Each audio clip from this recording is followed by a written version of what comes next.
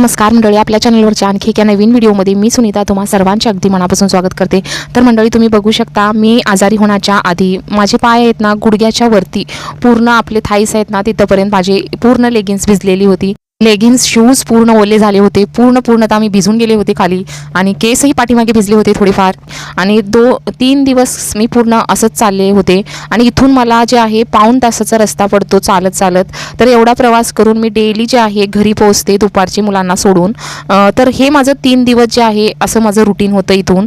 तर याच्यामुळेच का होईना मला असं डाऊट आहे की मी जास्ती भिजल्यामुळे आणि पावसात चालल्यामुळे कुठं मला असं गुडघ्यामध्ये प्रॉब्लेम झाला किंवा माझ्या कमरेत चमक आली असं मला वाटत आहे।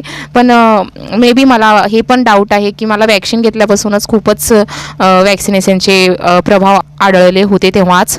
कारण तेव्हा मला 1-8 दिवस मी एकदम जमिनीवरच झोपून होते, एवढे वॅक्सिनचं प्रभाव झालं होतं। असो मंडळी, या ताई ज्या आहेत त्या पण दादरला जॉब काम करतात, तर त्या पण मला सांगत होते मी पण काम करायला जात होते तेव्हाच माझं झालेलं होतं आणि या मानाने तुझ्या मानाने तुझी वय कमी असताना तुला हे खूप लवकर असं झालेलं आहे म्हणत होत्या त्या। आणि सेम माझं त्यांचं प्रॉब्लेम होतं, त्यांनाही चालताना चमक आली होती कमरेमध्ये।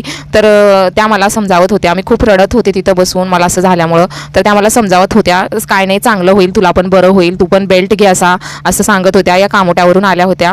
तर बघू शकता मंडळी, इथून जे आहे परत त्यांना आणि परत दुसरीकडे पाठवले होते, पण माझं इथं एवढ्यावरच थांबलं होतं म्हणून मी पुढचे जे आहेत चेकअप मी केले नाही। मी व्हिडिओमध्ये दाखवले सुद्धा आहे, भरपूर 2-3 चेकअप दाखवले होते डॉक्टरांनी, तर ते चेकअप मी केलेच नाही कारण मला इथूनच जे आहे मी खूप छान मस्त आधीसारखी झालेली आहे तुम्हा सर्वांच्या आशीर्वादामुळे आणि प्रेमामुळे। मी परत पुन्हा आणि व्हिडिओ शेअर करत आहे मंडळी, व्हिडिओ अपलोड केलेला आहे मोठा। व्हिडिओ जर आवडला तर तुम्हाला तोही व्हिडिओ बघून घ्या। आणि माझ्या भरपूर यूट्यूब ताई ज्या आहेत माझ्या चॅनलवर बघतात त्या ताईंना मी खरंच सांगू इच्छिते, तुम्हाला जर असं वाटत असेल की मी खूप बरी आहे तर हे चुकीचं आहे। तुमच्या शरीराची काळजी तुम्ही लहान मुलाची घेता तेव्हापासूनच तुम्ही पण घेत राहा, नाहीतर असे प्रॉब्लेम पुढे चालून आपल्याला होतात। म्हणून मी हा तुम्हाला व्हिडिओ शेअर करत आहे मंडळी।